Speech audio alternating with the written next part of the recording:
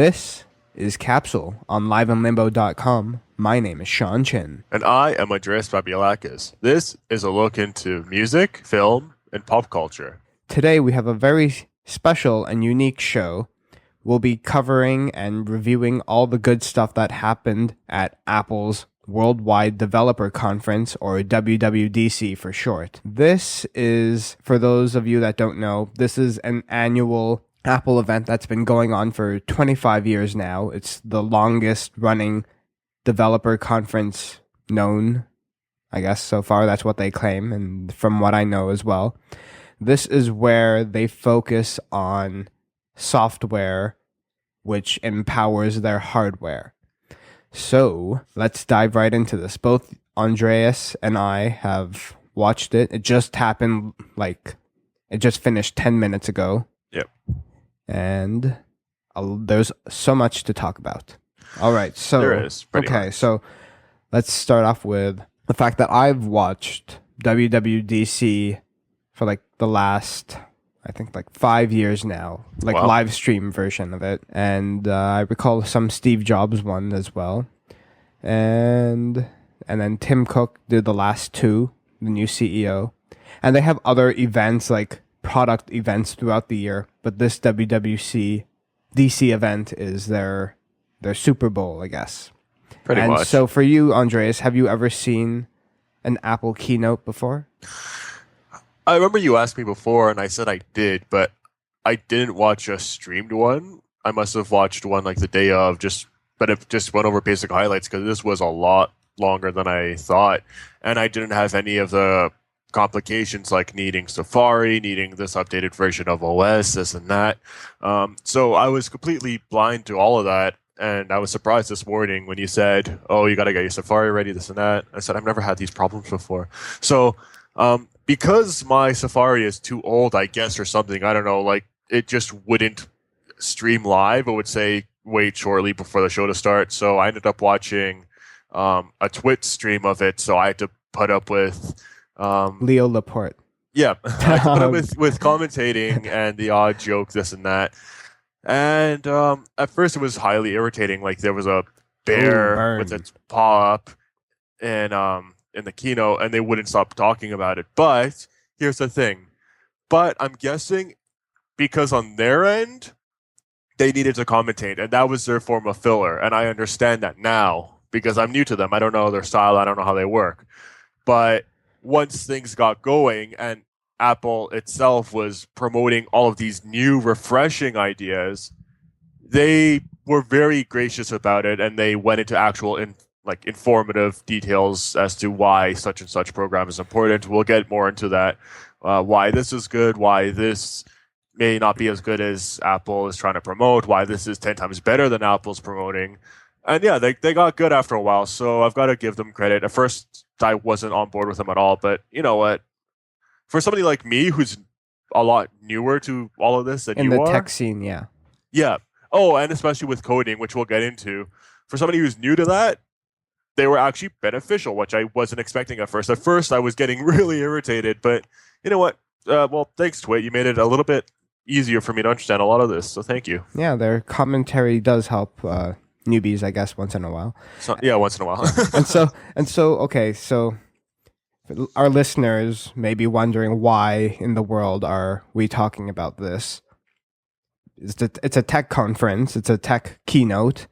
What does this have to do with music, film, and pop culture? Well, Apple, as we all know, Steve Jobs made it into a huge company that is at the intersection of technology and the liberal arts. No one does it better than them in merging these two fields together. And this is why we feel that covering this event is a part of a big part of the pop culture scene right now.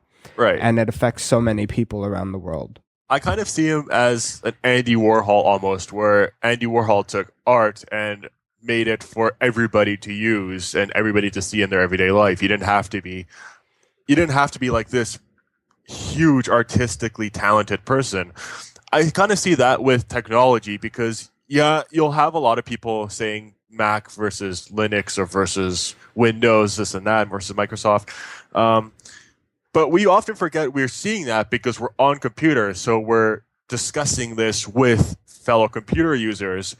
We forget that like a product like Apple has opened up technology to many people who aren't computer savvy.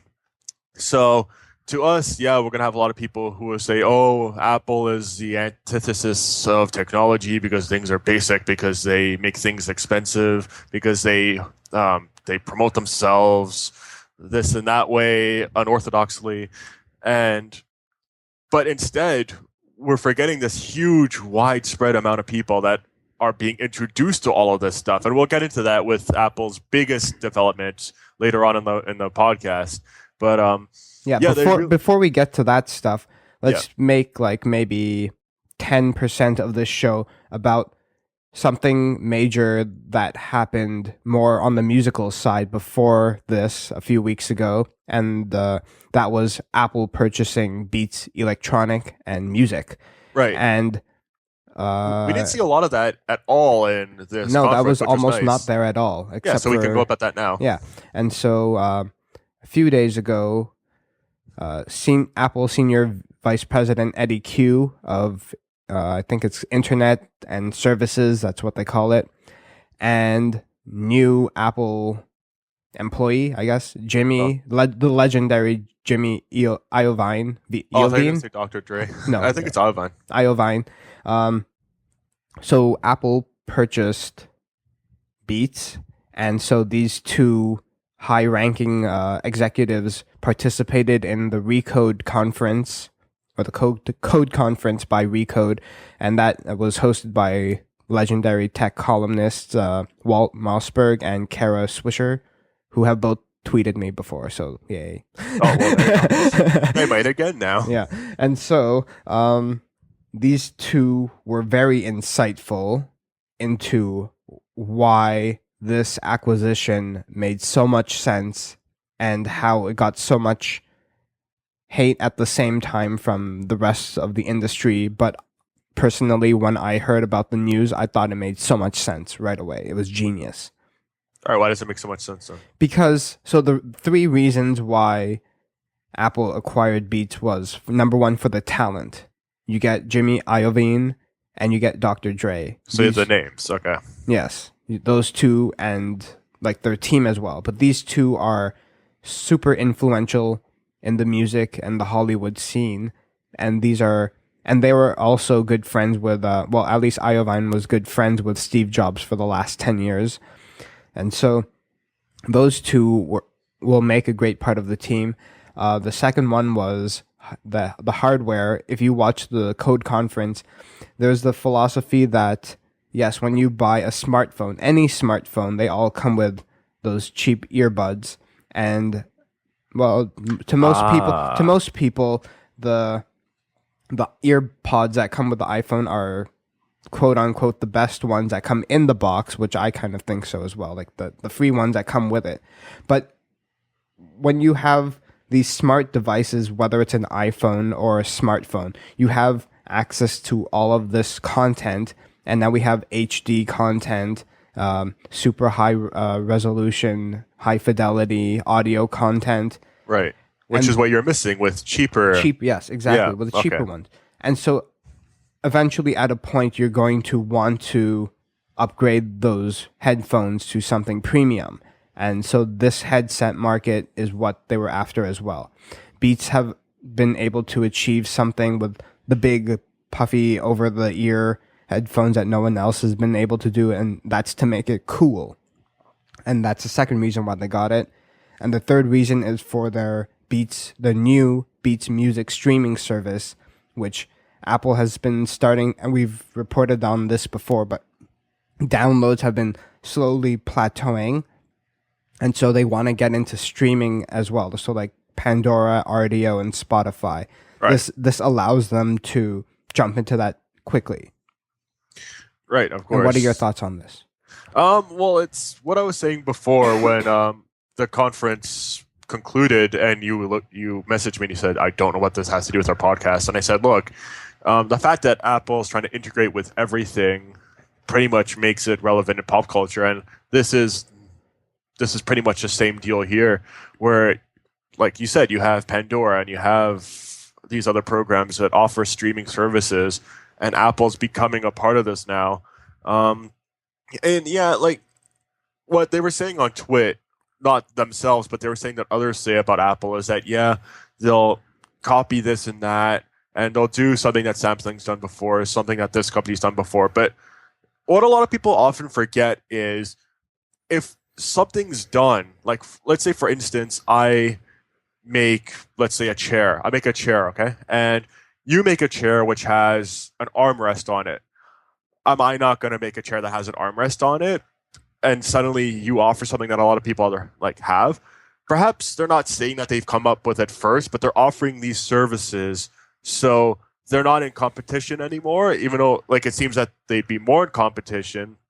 But I see it the other way around, where they're not at competition, they're just on the same level, where they're offering these services, and yes, they're in competition when it comes to buying and whatever, but they're not in competition when it comes to actually promoting the product anywhere, because now they're at the same level, and then they could promote these other things, which brings it back into competition.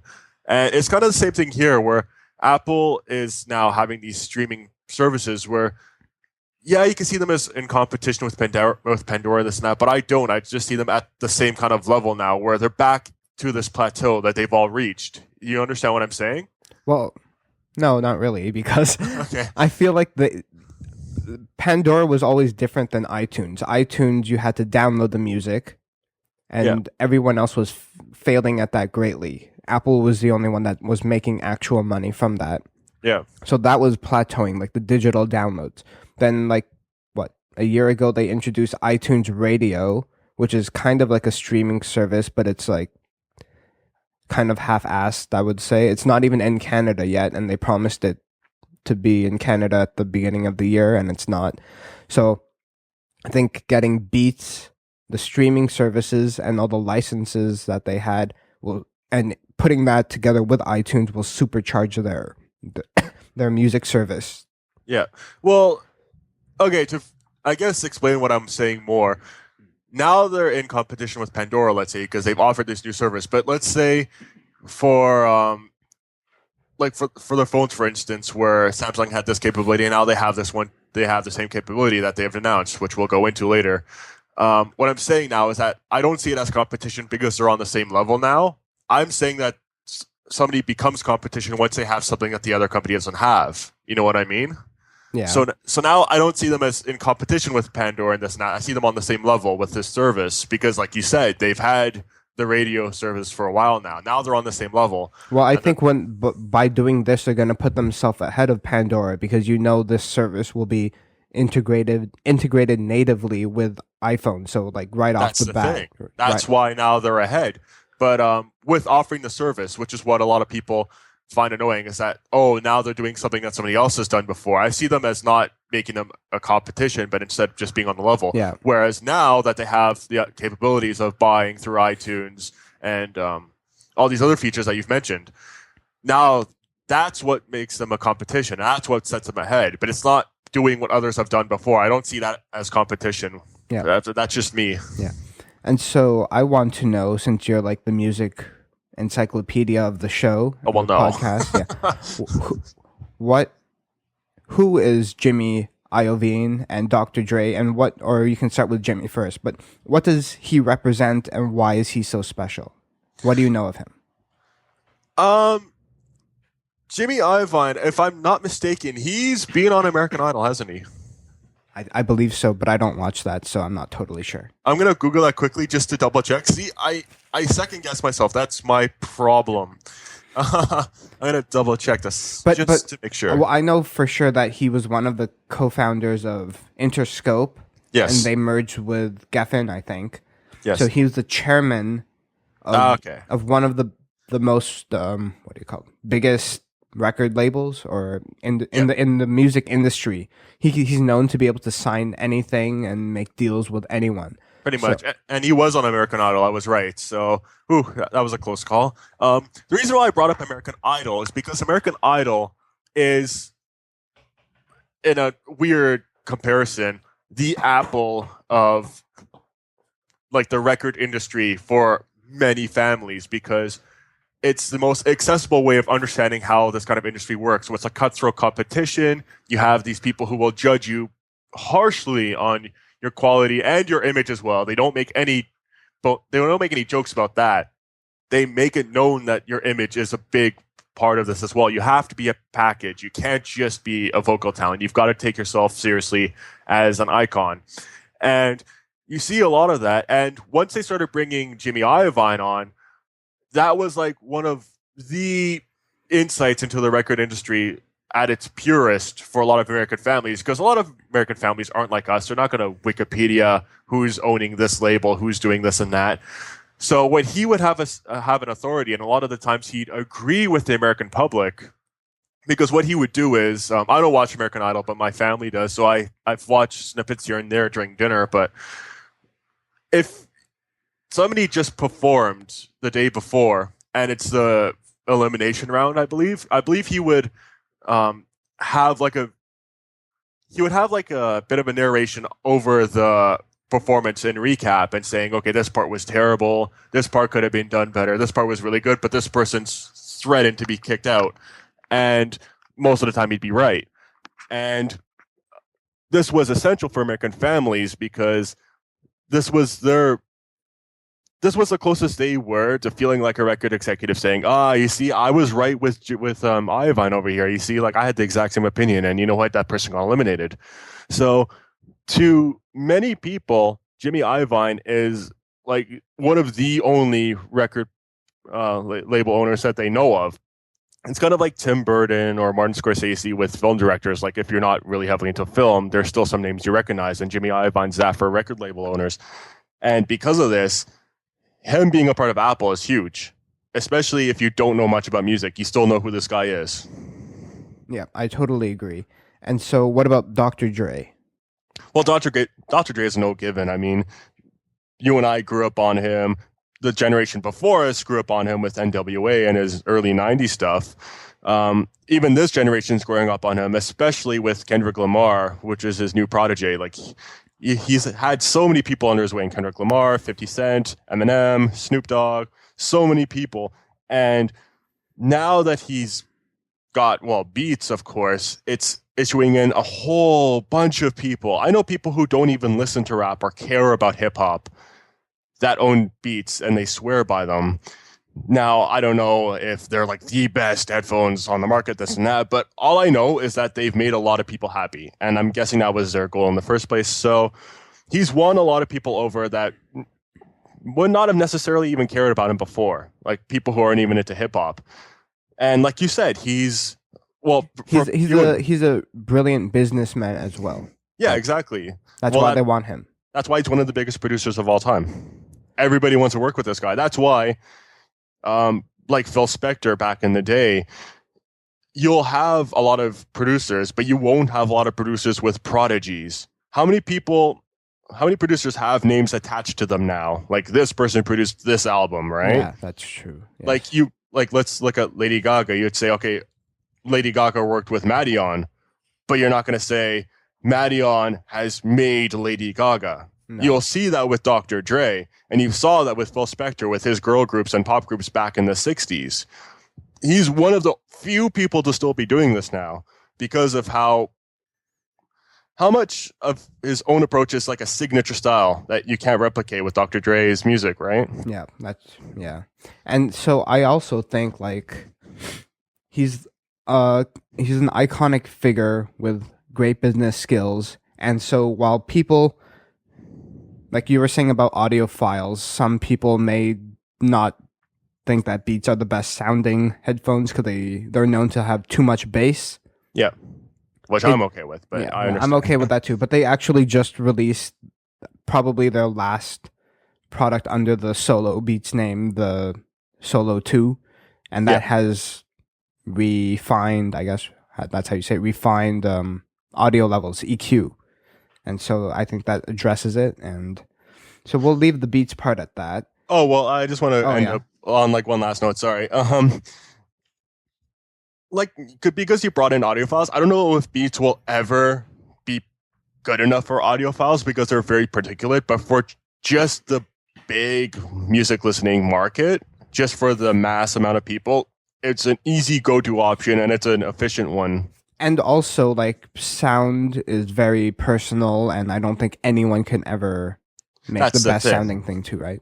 That's the thing. And because it's an actual good quality that you can get that's known, I mean, like Skullcandy does a good job sound-wise, but the quality of the actual materials is pathetic. Like, stuff will break within a week. Literally, I've had Skullcandies break within a week. You won't find that with Beats. No. Yes, they're expensive like Apple products, but at the same time, you have that guarantee where if something were to break, instantly as a home and instantly have a way to fix it, especially now that it's with Apple, you could have that guarantee instantly. So that's the thing. It's easy and it's effective. I don't think it'll ever be the best sound quality, but for what it's worth, it's a good enough one for me. All right. Sounds good for me too. We'll move on to the actual keynote at WWDC. If you want, you can go on to apple.com right now and you can see it's gorgeous. Their website has been updated to show off all the new features that they just announced. You can see like individual pages for like OS 10, etc. It's beautiful. We'll go in order, the order that they went in. Okay, so we'll start off with the big one first. So last year they updated their iOS stuff from the old 6, and it looked pretty much the same from the beginning. And they made it minimalistic and colorful with iOS 7. Yeah. And so now they're going to do the exact same thing with OS 10 for their desktop Macs. And this time it's called OS 10 Yosemite. Which has nothing to do with Wildcats. So Snow Lion, all of that's out. No more cats at all. That started from last year with Mavericks. But yeah, continuing with that, just California landmarks. So this year, Yosemite. And a lot of people instantly were going on about how Yosemite wasn't like a big slap to the face on Mavericks was. Yosemite instead was actually a lot more impressive. Very impressive, yeah. It's like the whole user interface and user experience is totally different now. And so, wait, have you upgraded to Mavericks? No, my computer's too old. Oh my god. Well, tell everyone what you're using. Let's look at my specs right now. This won't be an insult. It's rather a testament to Mac because it means that their product, after 7 years of use, is still working. And I'm doing a podcast on it as we speak. So it's a good thing. It's not a bad thing, but it does mean that I need to upgrade pretty soon. I've got version 10.5.8. Oh, damn. And I'm running Snowline. Oh, Snowline. Oh, yeah. Okay. Wow. That's or Snow 7 Leopard, years. I think. It's Snow Leopard. That's old, eh? It's Snow Leopard, right? Yeah. Well, I'm not so. I lost count. But anyways, I'm using a 2010 MacBook Pro. That's 4 years old. I'd consider that old, but it's still kicking. Like, we're doing the podcast. I use Photoshop, Logic 10, Final Cut, all that good stuff on it. Absolutely. Mine's at a point where a lot of programs are giving up on it now. Like, you cannot upgrade Google Chrome because your Mac is too old and the like. So you'll reach that point soon, and then you'll feel old. But for what it's worth, the fact that everything's still running smoothly, I've only had to take it in once because the bulb ran out. You know what? That's a damn good thing. It's what I said before. It's got that guarantee with it. That's why these products are expensive. It's not just... Did they fix that for you? Yeah, they did instantly. They said, okay, Best Buy was offering it for 200 something. They said, okay, about $80. Wow. Yep. And my bulb's been running for about 3 years now. That's awesome. Yep. Easy. Okay. Maybe this year will be the year that you upgrade. They didn't announce any hardware actually, so there's no new Macs at all. No, but I'm okay with that. But I have a feeling a lot of people won't be. Yeah. Well, they did only software, and so that's fine. It's a developers conference, right? So, okay. So for OS 10 Yosemite, some things that I really liked, I wrote down things as it was going. iCloud Drive. So this, I think, is finally the Dropbox killer, and I will be using this. This is pretty much what Dropbox does, but it integrates with your iCloud, so it's like seamless, which is excellent. What they were saying on Twit is that they've never really done iCloud well. No. And they were saying that this has to be good before they were presenting this.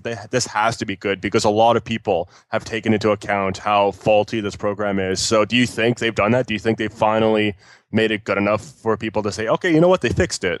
Well, I signed up for the public beta, so hopefully they get back to me so I can actually try. But from what I actually saw was, okay, so you've used Dropbox or Google Drive before, right? Yeah. You can just like drag your file into it like a normal folder. Yeah. iCloud never worked like that. iCloud was always very limiting. So it's like you could have Pages, like the Apple apps, like Pages, Keynote, and Numbers, and that would save to the iCloud. Oh, okay. So it's very like not minimal. It's not something where you can like drag around the file or whatever. Yeah. Now it is. iCloud Drive, you can do that. And they were saying it's cross-platform now, right? Yes. So you can open it up. You can log in on Windows. Yeah, that's a big one, especially with people running boot camp and the like. Mm-hmm. So people who use both operating systems or companies, I guess. Yeah, so Twit seemed pretty impressed with it, but I've not used iCloud, so I didn't know that it even had that many problems. So let's make this clear. Like you have a 7-year-old Mac and you do not have an iPhone or an iPad. Yeah. Oh wow. Okay.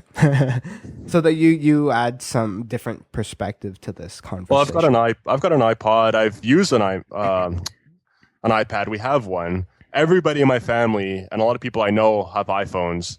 I've got a Samsung, and I feel like a lot of this presentation was geared towards poking fun at people like me, but we'll get into that in a second. Yeah. And so another feature I really liked, I think everyone actually, Mac, PC, user, Linux, experiences this with oversized file attachments.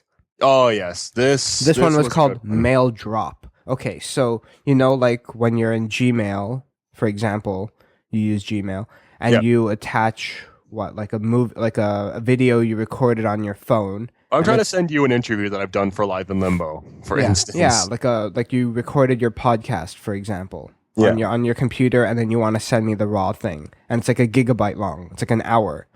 Yeah. You try upload that on Gmail, and it's going to say no. You can only upload 10 megabytes of a file. Yeah. Now, with Mail Drop, it will detect that this file is bigger than the limit for the inside the email, and it will upload that huge file for free. I don't think they had a limit for that one. I think that one was free, unlimited. No. I'll upload that to the iCloud, and then it will rendezvous with your email message on the recipient side. So it hops the server pretty much. Yes, it skips the server, which is excellent. I guess they have to go into how long that file will be available on their server on the iCloud for. They didn't mention that. No, they didn't actually, and that's pretty important because if it's a very temporary thing, they need to make that apparent. So I would assume maybe 48 or 72 hours or something. Maybe that's why there's not a limit because things are only temporary, right? Yeah, you're supposed to download that immediately. So okay. Okay, another one was AirDrop is now seamlessly working between iOS devices and the Mac, which is amazing. So it's like before it could only work between iOS devices. Now, if I take a picture on my phone, I just hit AirDrop and it goes right to the Mac. Yep. Amazing. And then they have this thing called continuity. So it's like if I'm working on a document in Pages on the iPhone and I'm near my Mac, on the screen on my desktop, a Pages app will show up in the corner. It will show that I'm working on something. And if I feel like I want to sit down and not be on my phone anymore, I tap that on the desktop and whatever I was working on appears exactly like it was on the phone.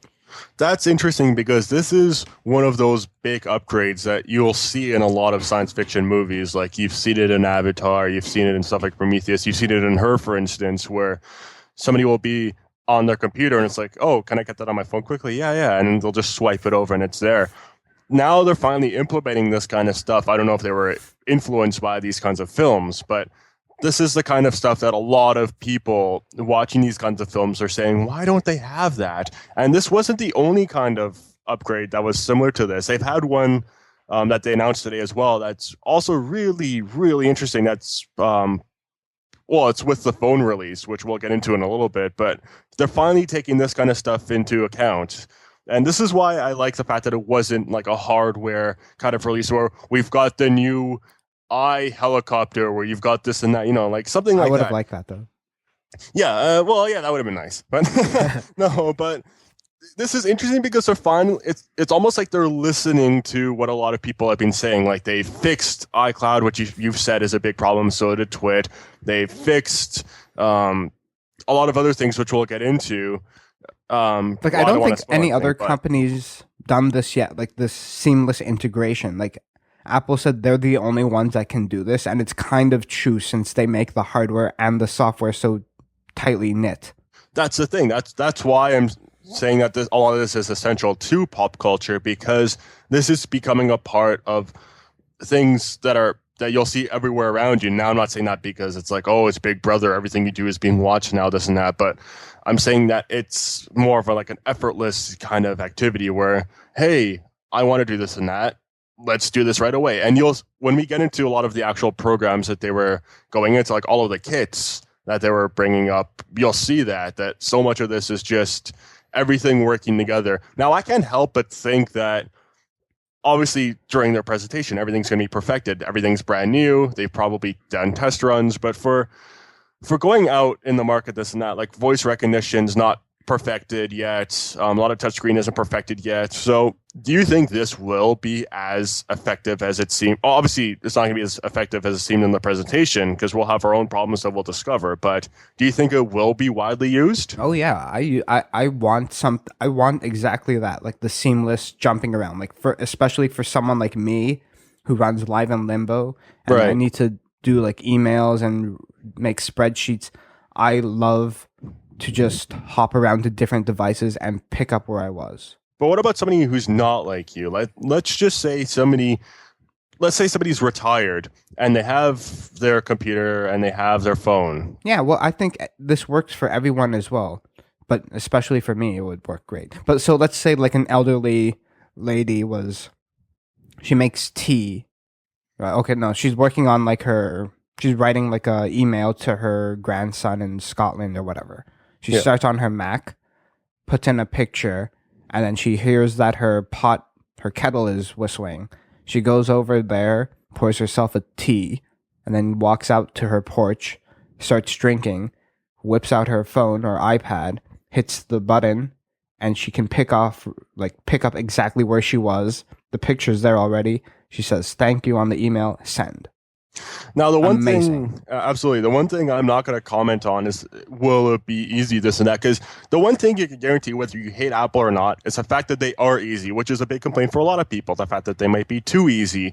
But that's the one thing you know about this in this situation, the fact that it will be like a click of a button. And yes, there might wait a little, this and that, but to set it up, it's effortless. It's just right there. So that's the one good thing about this. And with a lot of their products that they're doing this with, another update that they brought up, which is kind of similar to this, being able to do anything, anywhere idea, is the hotspot, which I think they've really nailed with this presentation. Basically, with a hotspot now, instead of having to set up both of your devices, try and find what devices are in the area, try and hook them up, with your computer, all you do is you click the logo at the top, and without even doing anything with your phone, it'll recognize that it's there instantly, and you just set it up with one click, and it's that easy.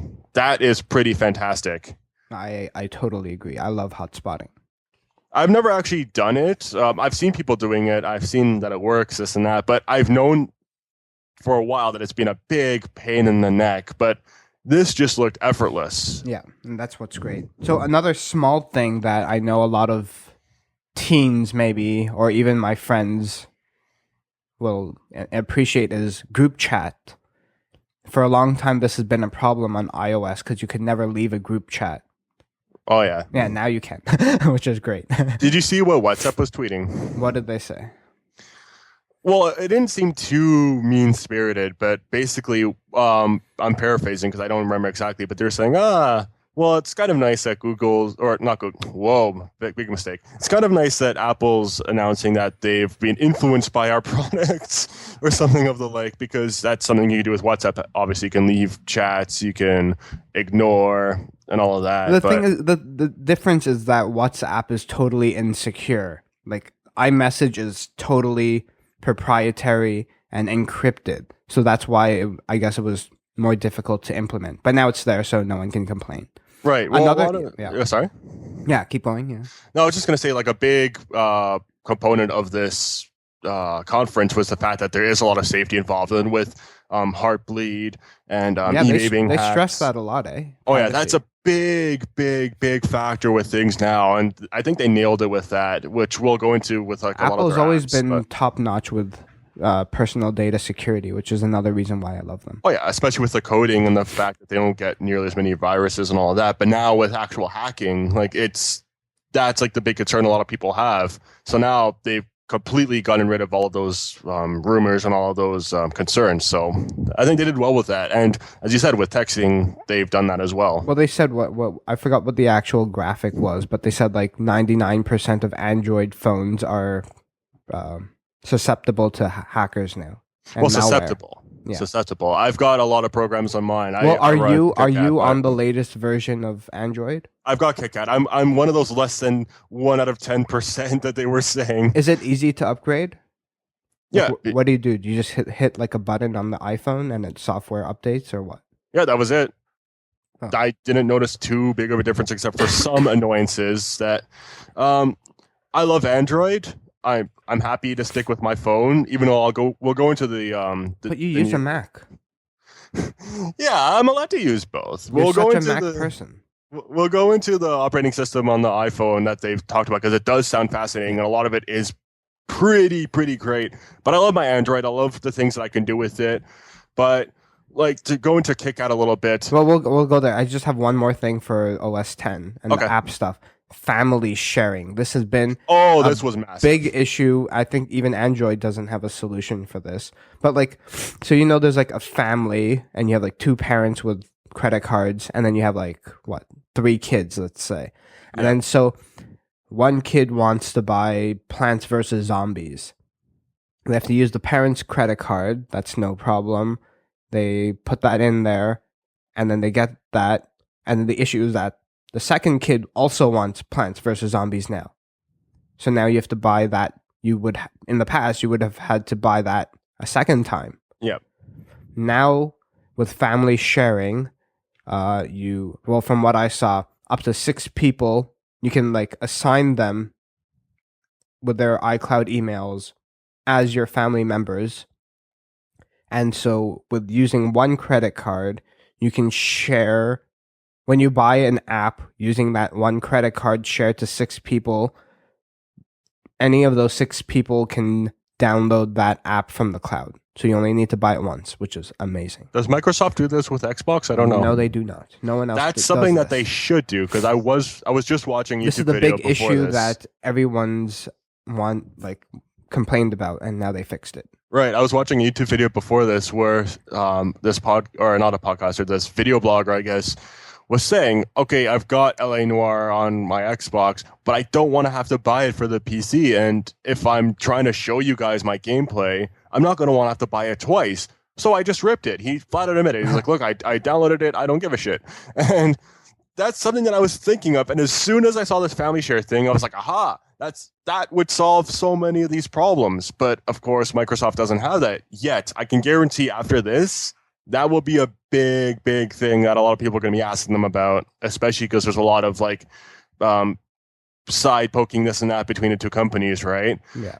If it's Apple and Samsung and it's Apple and Microsoft, obviously, that they have like the biggest competition with. So now that they have this advantage, I think Microsoft's going to get a lot of comments on this if they don't start implementing this. They won't because did you see the graph? They said from last year, 51% of all Macs were Mavericks, the latest version, and only 17% were using Windows 8, and that came out 2 years ago. Yeah. That says a lot. Windows has struggled heavily with making a very reliable and acclaimed operating system ever since XP even. Like, what since then has been beloved? Or like beloved? Nothing. Everything's and they just cut off support for XP now, so even those people are screwed. Yeah, it's done. It's finite now, and that's the problem because now they're following BlackBerry, where, well, not really, but in a sense, like BlackBerry had too many models, too many things coming out at once, and it didn't feel secure enough as a consumer. Microsoft's doing the same kind of thing where they're having too many operating systems now. Like, what was the amount of years between Vista and 8? I have no idea. There's seven in between too, right? How many? Yeah, exactly. That's what I mean. How many things did they release? They released like 3 already, and it's and within those they have like a home, business, premium, enterprise version. Yeah, and unlike Mac, where these operating systems don't feel like you need to get them, and it's like this new big thing, unless you're like us when we're looking into it. Like, I'm running a very old operating system, and it's still fine. It's not like, oh, I've got a XP, this and that. Like, you wouldn't have even asked until like this podcast. Like, it was of no concern. Whereas with Microsoft, it is a bit of a concern because they have those huge boundaries, right, between each operating system. So with Mac users, it's not like that. But with Microsoft users, it is, and they've had so many releases just back after back after back with all of these new features. Even with 8, so many people complained that there wasn't a desktop. They were like, okay, we're going to have to bring back the desktop. That's not a good sign when you have to bring something back to make people happy. That's not a good sign. I totally agree. What are your thoughts on iOS 8? On the phone? Yes. Well, what I was saying before is I've upgraded to KitKat. I love my Android. I don't plan on switching anytime soon, even though the 8 looks fantastic. But there are like some gripes I have with it. Like, now every time I go to my gallery to look at pictures, I've got to sign in. I haven't made an account, but it wants me to make an account so I can stream my pictures and put them up in a cloud, this and that. It urges me to do a lot of things with Google Plus, like things that I don't really care about. But obviously, there's a lot of things that I love. Like, I love all the Android, like the sole Android apps that I can customize my phone with, like these new operating systems. Changing up my do they have a cloud though? Like, so one new feature they mentioned was photos. So you can take a photo with your iPhone, and now it goes to all of your connected iOS iCloud devices and Mac, right? Which is great. And so before you could only get 5 gigabytes. Well, 5 gigabytes is free, which is the same as before. Yeah. But I think before you'd have to pay like, I forgot how much it was, but it was a lot more expensive. But now you can upgrade to 20 gigabytes for $1 a month, and then it goes up from there. I still think it should have been free, though. They have a lot of space and money. They don't need to charge for storage. That was a bit silly. Well, it comes with Dropbox instantly, the Android, and you can work a lot. You could do a lot with it. Actually. How much gigabytes do you get from Dropbox? Do they? I haven't actually looked. I can go try and look quickly. I don't know if it'll tell me. No. Okay. No, there's a lot of cool things you can do with Android, and I still swear by it, I love it, but I've never been anti-iPhone. That's the one thing I want to clear up. I use MacBook, I use other Mac devices, but I've never been anti-iPhone, which a lot of people think I am because I use Android, but I'm not. And a lot of the 8 operating system presentation was poking fun at Android. Like, what was it, the Toxic Hell Stew? Yeah, that was funny. Twit would not stop going on about that. That was the last time they were annoying in that whole conference. Like, they just wouldn't stop going on for like 10 minutes. Yo, I'm going to make a Toxic Hell Stew homepage. Oh no, .com's been taken. Can I get .academy, make a Toxic Hell Stew kind of like school? Oh, it's being used on Twitter. You know, I was like, okay, enough. It was a stupid choice of words. That's enough. Whatever, right? Yeah. But nevertheless, Apple wasn't soft-spoken on how they felt about Android at all during this presentation. And when they announced that little amount of people had KitKat, that actually surprised me because I know a lot of people with KitKat. Maybe they just reverted back. Very few of them. Maybe they reverted back. I don't know. Can you even do that? Probably. Maybe. I don't know. I don't have too many big problems with that, except for the whole thing where with Apple, it doesn't feel like a bad thing when you're integrating everything. With Google, for some reason, it feels a lot worse because you've got Facebook, you've got your Gmail, you've got a lot of like very personal accounts as opposed to apps, right? Yeah. With these personal accounts, it feels almost like an invasion of privacy. No, I don't want to upload these photos into all my Google things. I don't ever want to give stuff to Google again. I stopped using Gmail. I only use it for like newsletters and like when for me. And when you, yeah. Well, I want you to send it to my official one, but you keep sending it to my old one. But anyways. I send it to both because I need to make sure that it's gone somewhere. Yeah. And I set up like, what do you call them? Like when you go to a store and you buy something and they want you to sign up for like their, whatever their programs is, I give them my Gmail. Yeah. There you go. I don't know. It's like, I'm fine with Google, but when they ask, do you want your YouTube account to be part of Google Plus, and you'd say no, and then a year later it just did it for you anyways, I'm sorry, that kind of stuff is annoying. It is. And Apple, you don't really feel that. Apple's like, we have these services. If you want to use them, here you go. Right? They never force you or corner you into doing this kind of thing.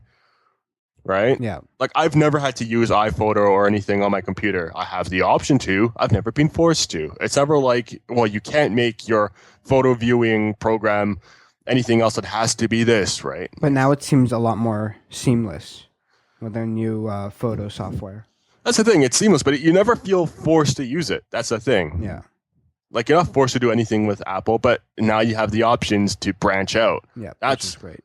Like, if YouTube asked, do you want to be a part of Google Plus? No, okay, that's fine. And it didn't cut into you. They try to force you and like trick you into signing up for a Google Plus profile. No, they didn't try to. They did force you. After a while, it's mandatory now. Like, there's no way you can go around it. And on Facebook, like, if you let's say your last name is something it's like, all about the philosophy of these companies. Why do you still like Android? I still like Android because it's very customizable. It works with a lot of things. But they're tricking you. They're giving you like a lower priced phone, and they're tricking you with like stuff they copied from Apple, but they don't care about your privacy or your data. They want to sell your data for the. It's what I was saying before. They're like, an Apple's ad company. Taking a lot of things from Samsung. Samsung's taking a lot of things from Apple. It's the same thing. But they do it for a different reason. It's not to that? Sell your data to ad companies. It's for you to enhance your own workflow and productivity. Well, I'm somebody who's got nothing to hide, so like I don't feel like a lot of my stuff is. You should. well, I don't. Well, why would they want to sell anything of mine? And if they do, well, at least my name's getting out there. No, I'm kidding. You don't want it to be like that. I know. If I ever felt that my privacy was being fully invaded, like if I was to see an advertisement with my bearded face somewhere saying, do you need to get a shave unlike this guy, do this and that, and if I saw my face somewhere in an advertisement, which a lot of people have seen, then I would say, okay, that's enough, I'm cutting ties, that's it. But for now, I'm not getting that. And with, like, for instance, when I'm using Gallery, which is a program to look at all your pictures, if I'm using that and it's asking me, please sign in so you can submit your stuff to Picasa, this and that, and I say no every time, it's annoying to say no every time, but at least I know that I haven't done that, right? Yeah. And worst comes to worst, yeah, they take all my stuff and they get a bunch of, like, music and photos of women. That's it. Whatever. I don't care. But, yeah, with Apple, you've got the security. I understand that. And if I ever felt like I had like an invasion of privacy with Android and I wanted to switch over, at least now I know it's not like I'd groan about it and have to get used to iPhone. I know that I would just be okay with it. So that's the thing. Like, I'm comfortable with either or. Yeah. Also, okay, so back to the presentation. One thing that stood out a lot to me was the messages, like the SMS text messages on your phone. Yeah. And the integration with the Mac as well. So the way this works is, so iMessage kind of works like BBM, where it works over data, and it's separate from SMS texts that go through cellular, and like you pay for whatever number of texts you send per month. Mm-hmm. So with iMessage, you could receive and reply on your phone and on your Mac, which has the iMessage app as well. The issue was that if you were texting someone like you, that does not have iMessage, and some of the other staff on Live and Limbo, like Dakota, and so you would give me, like, you would text me a normal text, and then I would have to get it on my phone and reply there. I could not do that on the Mac. Now, I don't know how they did it. I can receive SMS text on the Mac in the green color scheme that it would be on the phone too, which is amazing. And it's like what I was saying before with movies like Her and Avatar and this and that. When I was saying, oh, there's something with the phone, but we'll get into that. Now it's time to do it. Obviously, it's not innovative that you can receive calls on these products, but with Apple, it's interesting because it's not just hooking up your phone to the computer. Now it's a little bit different. Now, they've done a lot to actually push the boundaries. This is what I was saying before about the difference between reaching the same level as everyone and making it a competition. Yeah. They reached the level when they put that on the computer. They made it a competition where they're winning when you have the ability to click on a phone number on any website you're on your computer, and it would instantly phone from your computer through onto your phone. That is pretty crazy. Yeah, well, it uses your computer as the speaking tool, but it uses your phone to dial it, which is... Or you could even put it onto your phone, though. Yeah, you could do it through your phone as well. But, like, yeah, they're pushing it. They're doing that extra poke.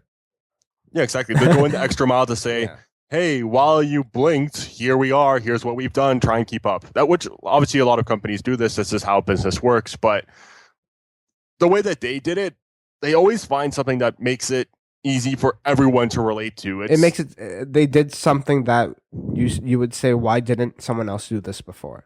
That's the thing. Like, have you even thought about that before? I haven't. And yeah, when I go on my Android phone and I see a website on my phone while I'm going through something and I say, yeah, I want to call them. I push it and it's fine.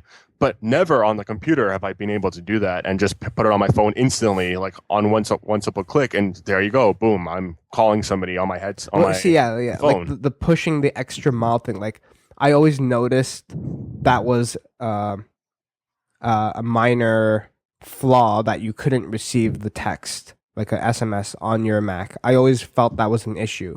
I didn't know they would actually solve that and then go that extra mile and allow me to phone someone from the Mac too. Somewhere else they went the extra mile. It is with, again, texting. When you get a text message, and let's say you're on your lock screen, or let's say you're on YouTube or using another program, and you get a text message at the top, you have the option to reply in line at the top of your phone without closing your program. Exactly. Why has that not been done before? But you could see it before and say, okay, I'll think of something to say until I'm done this video, right? And then I would usually forget.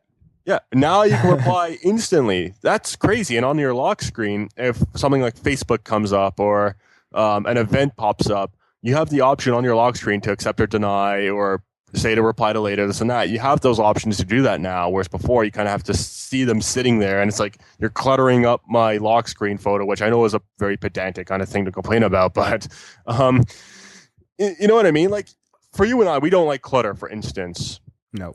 And it sounds silly, but a lot of my mood, I don't know about yours. No, all the little things make the difference. Like when I get let's say I'm playing a game, I get a text from you, the notification shows up in the top, I would have to click it, and it would take me out of the game into the text app. Then I'd send that to you, and then most of the time I would forget to go back to the game. And then now you just pull down, and then I can reply right there while still in the game.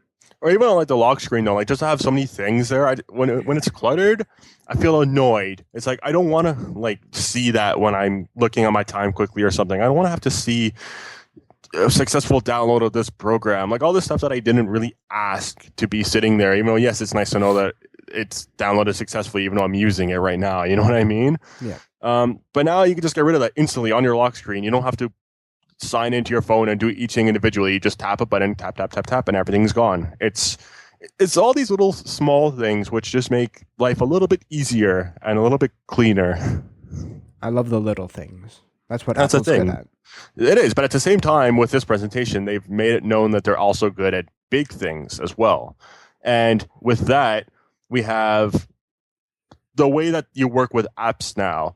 They've what they were saying in the presentation is that they have two sides to this now instead of just one innovation. They have the way I would love to see how you describe this as a non-tech geek Lord. and coding. What did you get from this part? The two different ways that apps work, the ways that they work for everyone as consumers, and the ways that they work kind of like behind the scenes as developers and why they're pushing ground. And did you find it boring? No, not at all. Oh, that's awesome. Okay, continue. Not even close. And the way I saw it, because I guess I'm a film guy first, I saw it as the new X-Men movie. But then for people like me, it's the people who worked behind the movie and why it was so groundbreaking, right? So that's the way I saw it. So you'll probably explain it better than I can. What were all of the features that we have now for consumers with apps? So for consumers, I think, well, we touched on that already. Let's focus on the behind the scenes thing. I think Did we get everything? I got, well, the things that I wrote down that were of big notice, I did. Oh yeah, the health app. Oh, the kits. There we go. See, this part I was kind of, it's supposed to be a big thing, but I was for some reason not that impressed with it, I guess.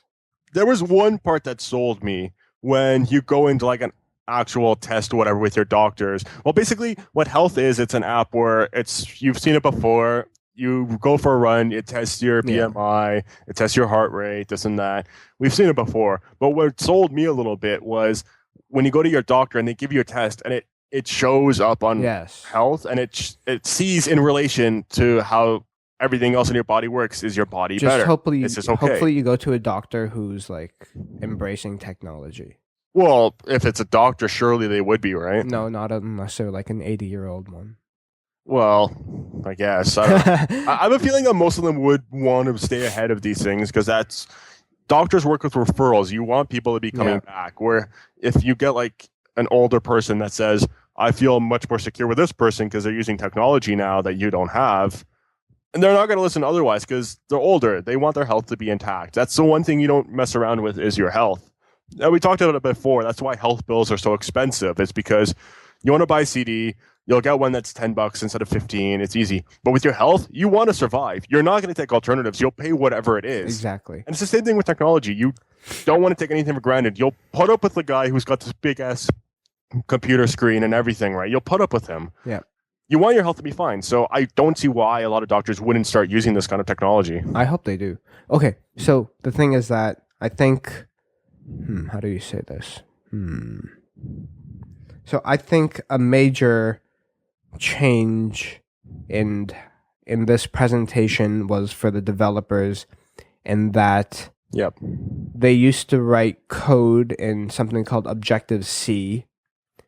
And so what they did was turn everything upside down and introduced a brand new language called Swift. What they basically said was, we've got Objective-C, which I'm guessing C stands for code. Yeah. And they said without the C. And everyone in the audience, for the first time and the only time, that entire presentation kind of went, what? Did you hear that too? Yeah. Yeah, they were like, what is? Like, nobody knew what on earth they were talking about. Like, they were as confused as anybody who doesn't know anything about coding listening to this portion of the presentation. I was texting my friend who is a developer at a well-known app software developer, and he was like, what the hell's going on? Everyone here at work's going crazy. Oh yeah, continue. Yeah. And as you were saying, they've invented a new code, and it's called Swift. It's not called Objective-C. It's not called Python. It's not called this and that. It's not called something, up there with kind of like, this is important. It's called Swift, which is it's an easy word. It's out of all coding names, it's like the easiest one I can even think of. So that alone was smart. And the fact that it wasn't like any weird kind of logo, it was just like a phoenix almost, the logo. That instantly, you could tell that they made this coding, like they've made all of their products for anybody who doesn't know anything about the craft. I want to learn it. Exactly. That's the thing. And it's for anybody to learn anything. And with Swift, which basically if you have a huge line of text, it limits it down to like one sentence. With Swift, they have this thing now called Playground, I believe it's called, right? Yeah. Where in your line of code, as soon as you put in like an image, for instance, you have an icon right beside it. Yeah. Exactly. You can click on it and see exactly what you put down. So you know, okay, that came out all right. You don't have to test everything and see, okay, how was this and that. It's basically idiot-proof. It's almost like setting up a PowerPoint or a keynote rather to make it Mac friendly. It's almost like setting up like a presentation where you see everything on the side and you see everything that you typed in being a visual representation. It's very, very effortless. And they're continuing with, I think that was throughout the whole presentation too. Like they made things, they enhanced the small things, but it affected the overall big picture in a huge way. Yeah, and they have a lot of things that they've done on the development side of their apps, but we'll get into that in a second. But with Swift, basically, everybody in the audience was losing their minds. They had, for the first time in decades, according to Twit, they've had somebody showing during a Mac presentation, somebody using coding on the actual stage, because now they're at a point where they feel comfortable sharing this with the big public, right? They're comfortable saying, okay. They pretty much told all of them, everyone in the room, like, you have to go back to school for just a little bit and read something on this new language. Yeah, but it's easy language. That's the thing. Yeah. It's instead of like 3 lines with weird spacing and brackets of all types and shapes and sizes, it's 1 line for something. It's like you're just typing it in, like a sentence. That'd be cool, hey? If they could do that one day. Just like make a clock, and then a clock would show up. Well, Swift is the beginning of this, because at this point, it's this, that. And boom, you've got exactly what you need. And imagine one day you could just dictate it.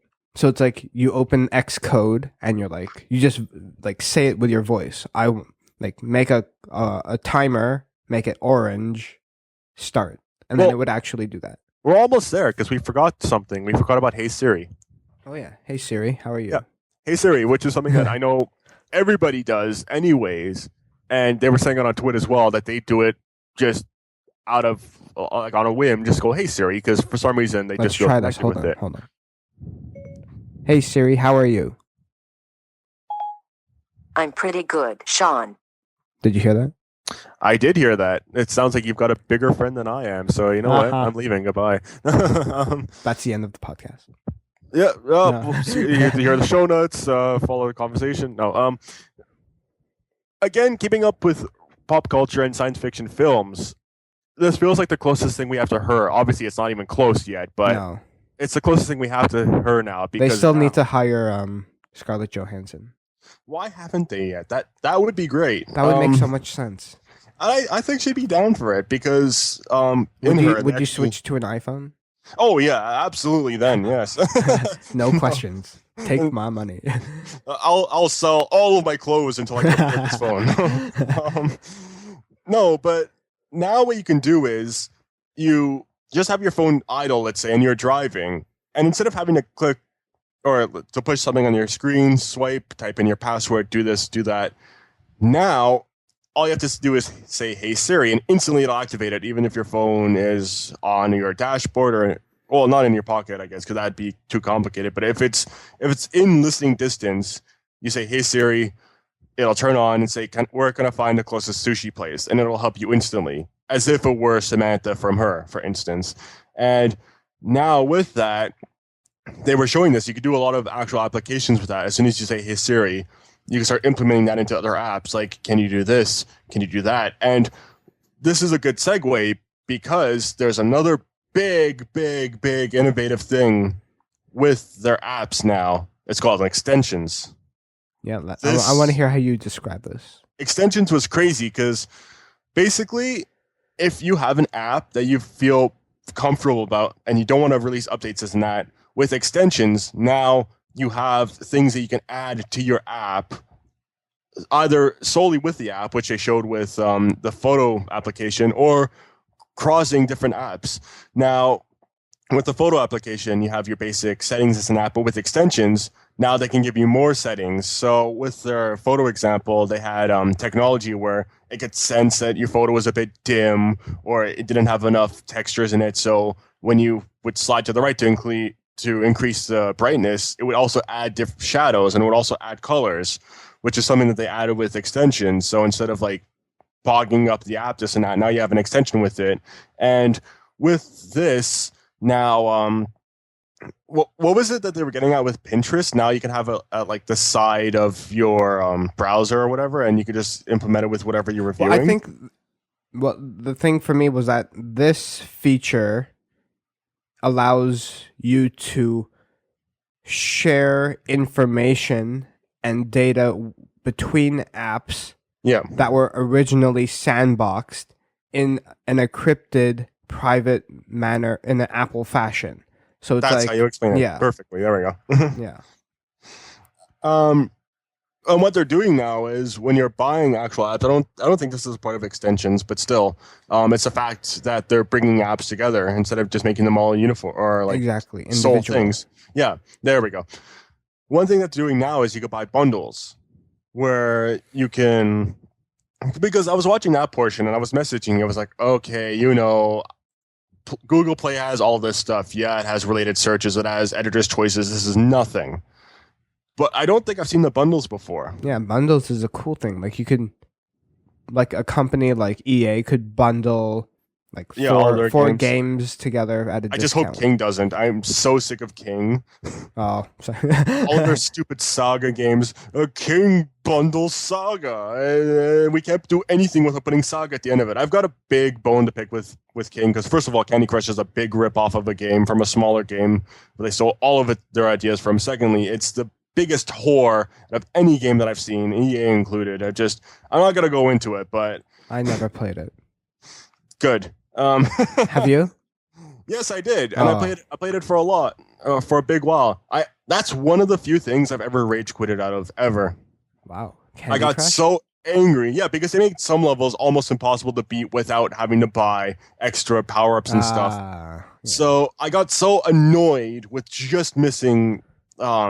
level completion that I actually was like, well, I'm not going to repeat it on here, but I was like, that's it, I'm done. And I just went to Google Play and I uninstalled instantly. I was like, damn you. Well, I didn't say that. I said worse things, but I'd rather not right now. But I actually got mad. And there's no relevance to this. King sucks. They're the whores. Back to bundles. Okay. If you're a fan of King, for instance, you can get all of their games in one bundle. But they offer their games for free. But one thing that they could do, which they didn't mention, which actually I just thought of right now, which is a possibility, all of these power-ups you could bundle and have for all of their different games. Oh, that would be good. That would be effective. Like for EA, for instance, what would that do? That would do like the Dungeons game. That would do that would cover Simpsons Tapped Out. All of those games you could get bundles where it's like, okay, you want to distribute all of your little power-ups into donuts for Tapped Out or whatever, awesome. Right? Yeah. And all of your different EA games, that would be effective, and that's a possibility now, right? Yep. With extensions. Yep, exactly. That would be hey, great. One thing I forgot to mention about the health thing is that I think one reason why I was so not impressed was because I know they're holding back a little on that. They just wanted to show off what they were doing with it, like for developers. But I still think they're saving more information about HealthKit when they release the iWatch or whatever they decide to call it later this year. Yeah, I'm surprised they didn't actually show iWatch because that was something you were waiting for. Yeah, but there was no hardware at all. Yeah. No Mac, iMac, phone, iPad, watch, nothing. No, this was solely software, which is great, I guess. Yeah, it's fine. And I'm sure when they're ready with the iWatch, they'll announce it, right? Yeah. Okay, so another great thing with this was HomeKit. Oh, yes, HomeKit was So we all have devices like your fridge, your TV, your smart TV even. Yeah, this is another thing that everyone's been saying, why is this not done or being perfected yet before? So yeah, there's so many appliances and like the iRobot, like the thing that cleans your floor, the Roomba. So there's so many devices that you can control with your smartphone, but each of them need their own app and each of them have their own proprietary security system. Apple has now made a standard which these companies can build their apps to talk to, and through this one HomeKit, your phone and device can control all of them in a safe, private, encrypted manner. Yeah, it's like one of those movies where, oh, it's funny because, honey, we're a rich family. Can you turn on the lights? And he'll say that to some friend that's staying over or whatever, and then he'll push something and accidentally turn on like the laser security system.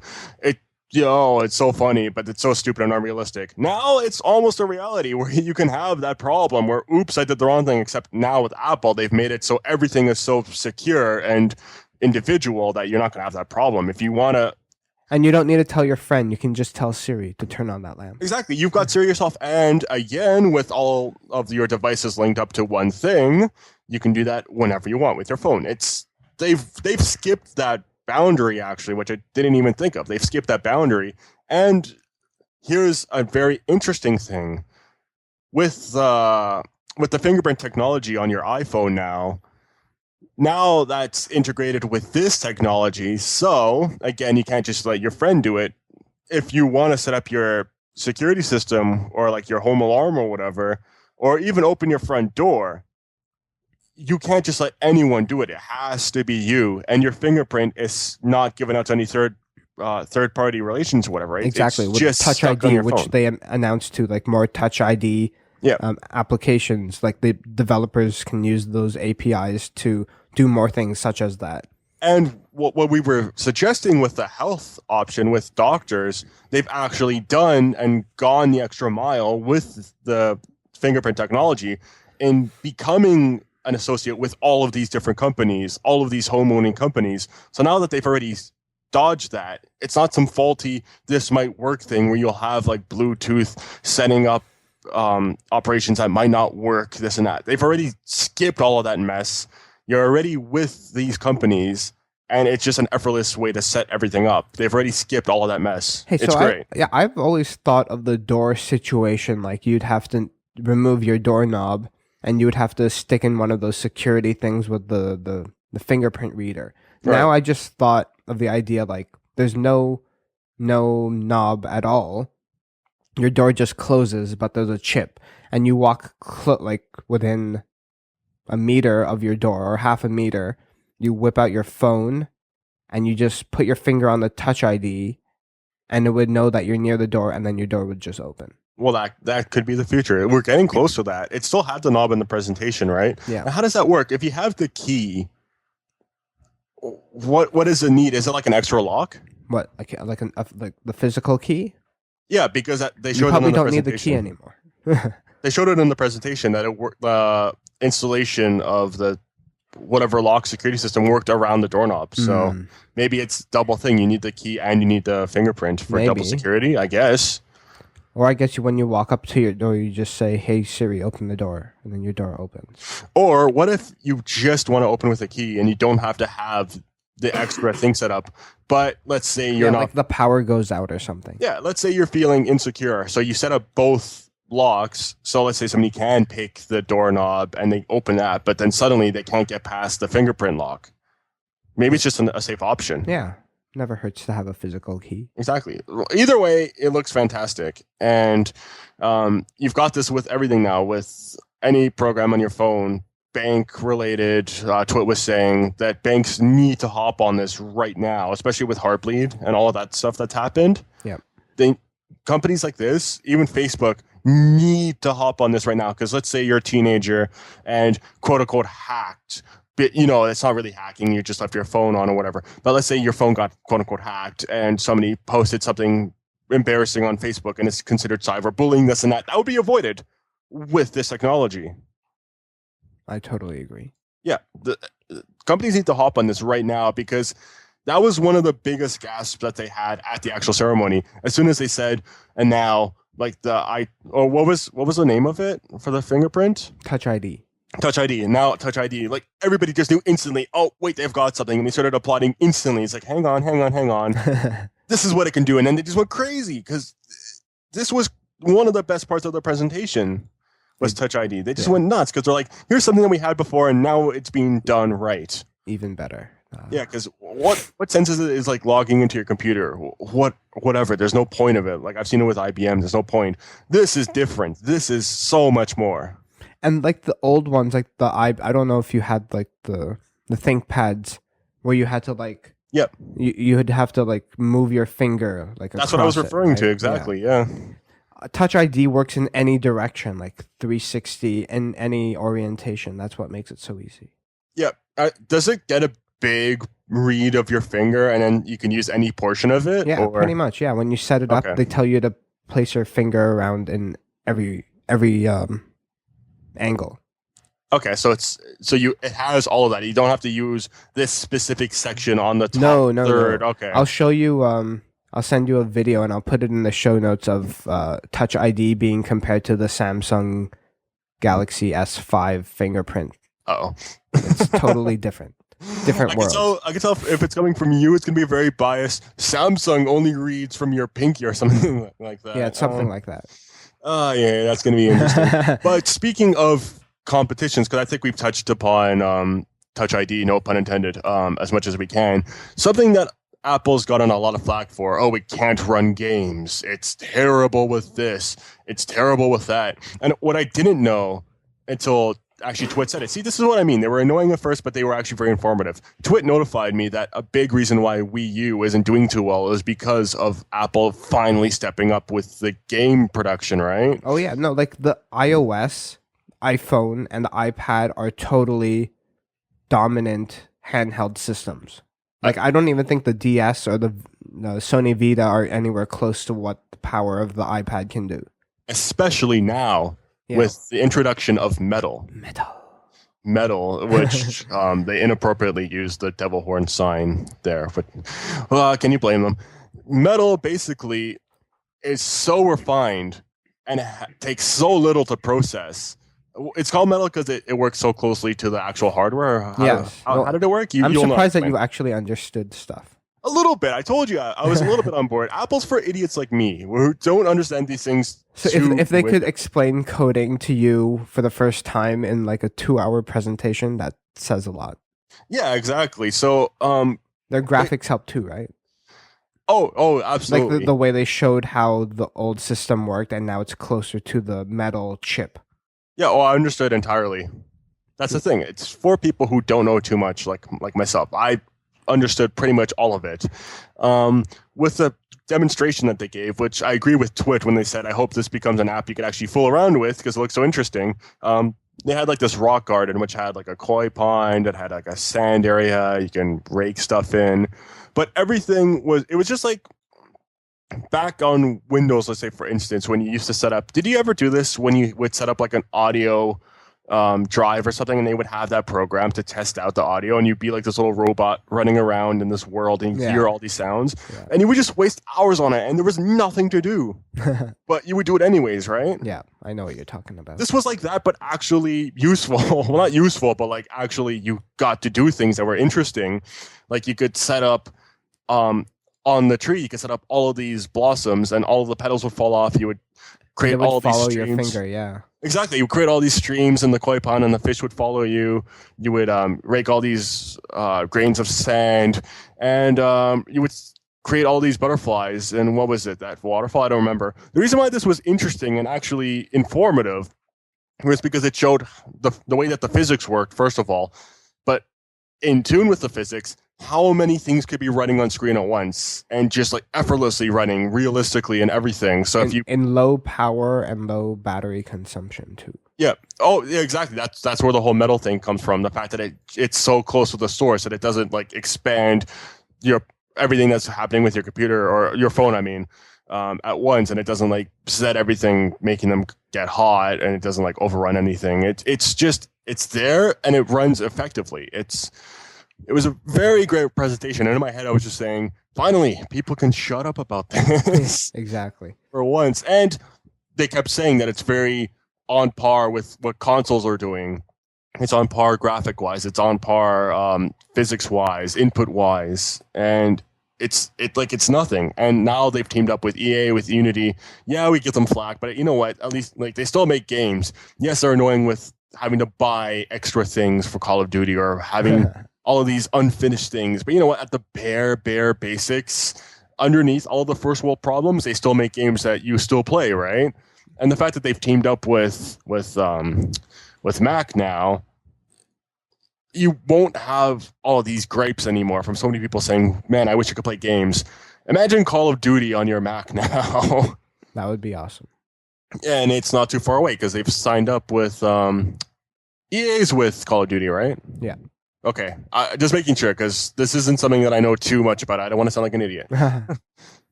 But yeah, so it's not too far in the distance now. They showcased Plants vs Zombies, which is great. The 3D version of it. Yeah, apparently it's a first-person shooter. I've never played it. No. What, that one that they were showing? Like, I played the one that's for iOS, and it's kind of like what did they call it? Tower defense.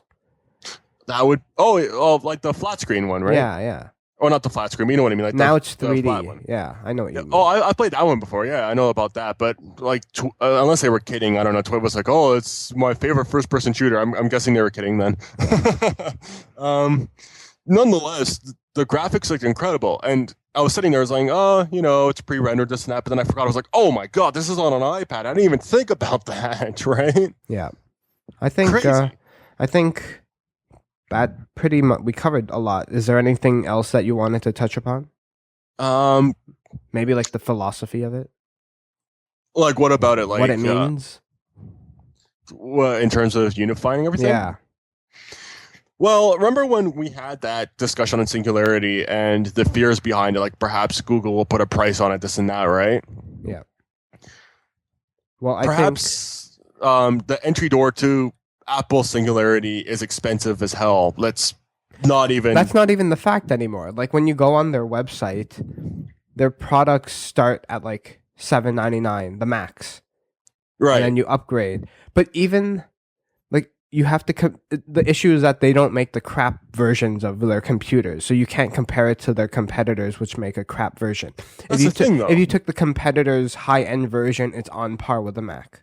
That's the thing, though. Like, I'm saying, maybe in the future, if there was a Singularity and this happens and those are the people in charge and Apple charges a very significant amount, you'll have that security with them. That's the thing. And I don't know if I'm being blinded by Apple's super advertising, but as somebody who's actually used the product for years and not getting anybody's gripes except for the price range, which, as you said, isn't that big of a problem anymore. Apart from that, I get that security, and I get when I feel that everything's unified, I actually welcome it. It's not like I said with Google, I want to keep these things separate because it feels too personal. With Apple, it's personal not because it's diving into your personal information. It's personal because it's wanting to be your friend, which I don't know if we're all being fooled and suddenly they steal all of our personal information, but at least this way, I don't feel humiliated by it. I'd be like, oh, whoops, well, they got me. Oh, well, back to this. But it just feels like it's actually trying to be like there for me in person. And especially with this, like you said, you were like, oh, let's get his take on Metal and Swift and see if he got everything. And I got the bare basics of it, right? Yeah, you totally did. And I know nothing about this. Yeah. And we forgot one thing. Another big thing is that people used to complain about the keyboard for iOS. Well, now you can have third-party ones. Oh, yes. It was weird that they had a picture of swipe being used on the screen, but nonetheless, that's a good function that they have now. But yeah, that's... Is there anything that you're disappointed about? This was your first round of watching an entire Apple keynote. Yep, live. Yeah, in relation to when it's actually being filmed and everything. But what was your experience with that?